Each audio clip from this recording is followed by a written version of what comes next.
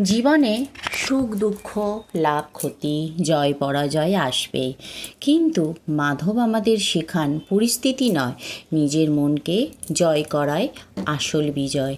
ভাগবত গীতায় কৃষ্ণ অর্জুনকে বলেন, তোমার অধিকার শুধু কর্মে, ফলে নয়।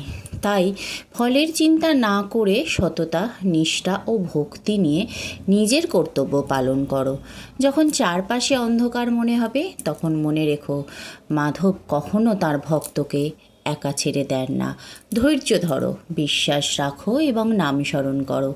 সময় হলে তিনিই সঠিক পথ দেখাবেন। আমরা প্রায় ভাবি, কেন আমার জীবনে এত বাধা? কিন্তু মাধব শেখান, বাধা শাস্তি নয়, নিজেকে শক্তিশালী করার সুযোগ। যে মানুষ প্রতিকূল সময়েও সত্যের পথ ছাড়ে না, অন্যায়ের কাছে মাথা নত করে না, ঈশ্বরের উপর বিশ্বাস রাখে, তার পরাজয় কখনো স্থায়ী হয় না। প্রতিদিন কিছু সময় মাধবের নাম স্মরণ করুন।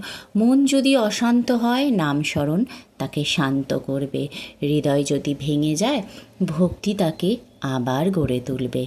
মনে রাখবেন, মাধব কখনো সময়ের আগে কিছু দেন না, আবার প্রয়োজনের পরেও কিছু দেন না।